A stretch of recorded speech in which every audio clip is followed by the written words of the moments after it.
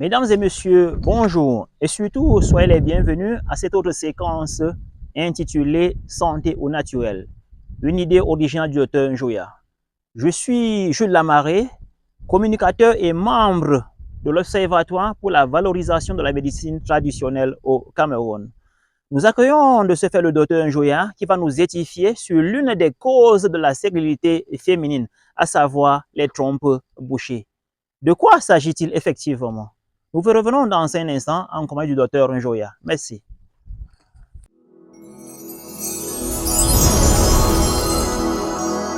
Merci, Monsieur Jules Lamaré, de m'avoir invité pour éclairer la lanterne des téléspectateurs et des internautes sur les questions de trompes bouchées.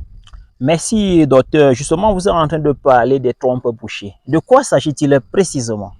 Effectivement, les trompes bouchées, encore appelées en sémiologie médicale obstruction tubaire. En médecine, les trompes, ce sont des petits tuyaux par lesquels passent les spermatozoïdes pour aller féconder l'ovule de la femme au tiers externe de la trompe. D'accord? Donc, lorsque les trompes se bouchent, il est impossible pour les spermatozoïdes de passer pour aller féconder l'ovule ou l'ovocyte de la femme. Donc, il y a stérilité. Donc, les trompes bouchées, encore appelées obstruction tubaire, peuvent être caractérisées ou bien décrites. Ainsi donc, certaines trompes vont se boucher juste à l'entrée de l'utérus. On va parler d'obstruction tubaire proximale. D'autres vont se boucher très loin là-bas, vers les extrémités. On va parler d'obstruction tubaire distale. Pour dire simple, les spermatozoïdes vont entrer dans le vagin, ils vont avancer dans le canal cervical, arriver dans l'utérus, ils vont trouver un grand carrefour avec un tuyau qui va à gauche, un tuyau qui va à droite. Ce sont les trompes. Si ces tuyaux sont bouchés, les spermatozoïdes ne pourront pas passer. Si au niveau du carrefour, les tuyaux sont déjà bouchés ou les trompes, on va parler d'obstruction tubaire proximale. Les femmes ont souvent vu ça sur leur hystérosalpingographie. C'est l'examen des trompes. Maintenant, si les spermatozoïdes parviennent à partir du carrefour à entrer dans les trompes, mais sont coincés au milieu, on va parler d'obstruction tubaire distale, dans la partie distale. Et la conséquence, c'est quoi? C'est impossibilité de féconder l'ovule, donc la femme ne va pas tomber enceinte. Et justement, docteur, nous vous remercions déjà pour cette explication élémentaire de ce que c'est que les trompes bouchées. Mais si une femme constate que ces trompes sont effectivement bouchées, quelle est la conduite à tenir pour cette dernière?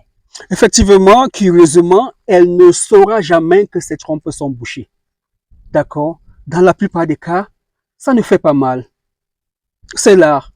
On est marié, on ne tombe pas enceinte, on fait une échographie, tout va bien, examen de chlamydia, pas de souci, on n'a aucun problème. Maintenant, le médecin qui s'y connaît va demander un examen qu'on appelle hystérosalpingographie ou radio des trompes. Donc, lorsque cette femme ira faire la radio des trompes, c'est un examen très simple, d'accord, en décubitus dorsal, c'est-à-dire va se coucher sur le dos. On va mettre un spéculum au niveau de sa partie intime. On va injecter un produit dans la cavité utérine, pousser vers ces tuyaux dont je vous parlais. Si ce liquide va vers les tuyaux, on va lui dire, madame, vos trompes sont perméables, ça passe. Mais si ce liquide bloque, ça ne passe pas, le radiologue va essayer de pousser plus fort et ça va faire mal. D'accord? Il va arrêter et dire, madame, vos trompes sont bouchées. Maintenant, une fois que les trompes sont bouchées, la question que le journaliste va me poser, c'est qu'est-ce qui bouche les trompes? Et justement, c'est une question qui titille sans doute l'esprit des femmes qui sont assujetties à ce genre de problème. Effectivement, on ne saura jamais ce qui a occasionné les trompes bouchées chez une femme. Monsieur Jules Lamaré, votre femme vient de faire une radio des trompes. Ces trompes sont bouchées, vous ne saurez pas ce qui serait à l'origine de cette situation. Alors, mais en médecine, on peut émettre des hypothèses. D'accord? La première hypothèse, c'est l'infection. Si votre femme a eu une infection à chlamydia, et les infections ne sont pas toujours sexuellement transmissibles, vous n'allez pas accuser votre femme d'avoir été à côté ou à gauche à droite, non.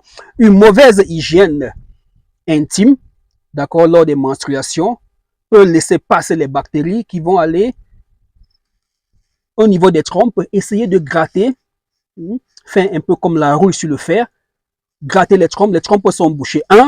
Une infection peut boucher les trompes.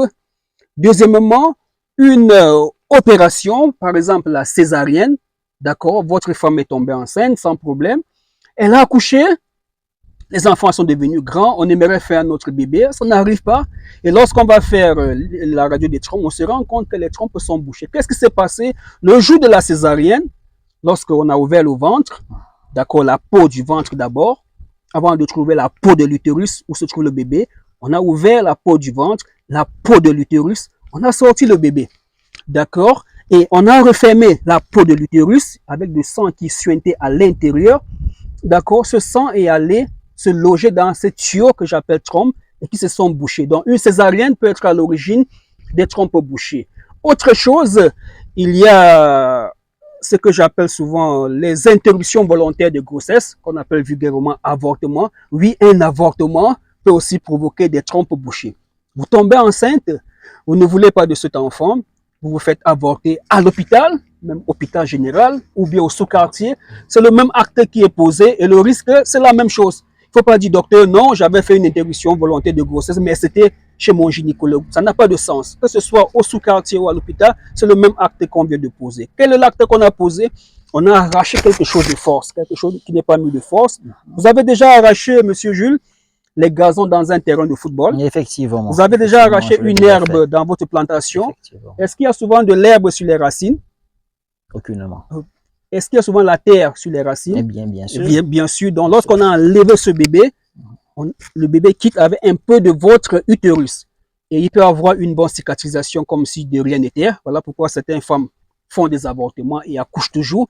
Mais d'autres ont fait un seul avortement et il n'y aura plus jamais de grossesse. Donc, l'interruption volontaire de grossesse peut être la cause des trompes bouchées. D'accord, parce que lorsqu'on va enlever ce bébé, ça ne sera pas un bébé, vous n'avez jamais vu un bébé, c'est du sang mélangé à des tissus. Et ces tissus vont aller rester dans ces tuyaux-là, d'accord? Et ça va couler vers le bas, et les débris de ces tissus vont rester dans le tuyau et boucher le tuyau. D'accord, on récapitule, une infection, ça peut boucher les trompes, une césarienne, ça peut boucher les trompes, une interruption des grossesses. Voilà les causes. Merci, docteur. Mesdames et messieurs, nous osons croire que vous avez été satisfaits par ces explications judicieuses et surtout élémentaires, terre à terre du docteur Njoya. Nous vous promettons de revenir dans un instant avec des explications et surtout vos doléances. Docteur, au vu des explications que vous venez de nous communiquer, le tableau est vraiment sombre, mais la question ultime que les patients peuvent se poser est celle de savoir quels en sont les traitements. Oui, effectivement, monsieur Jules Lamaré.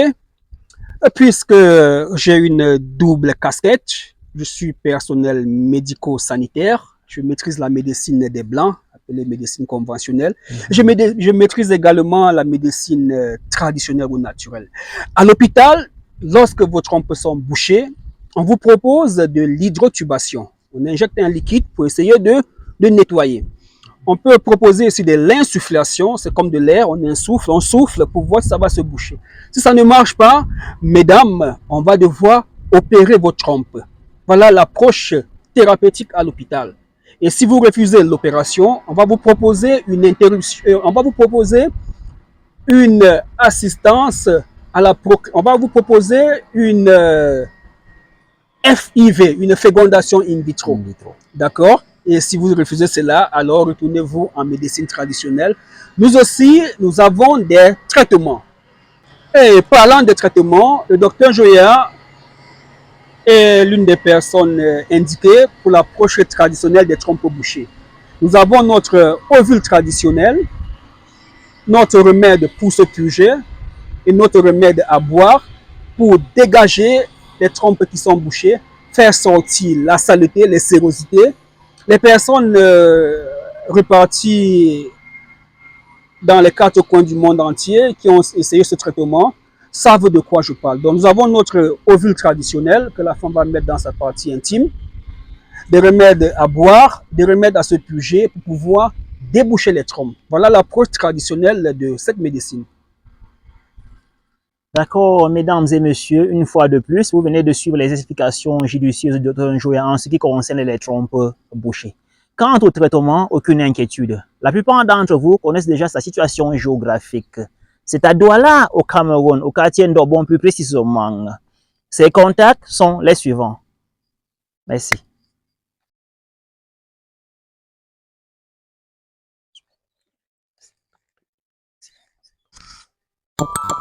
Audio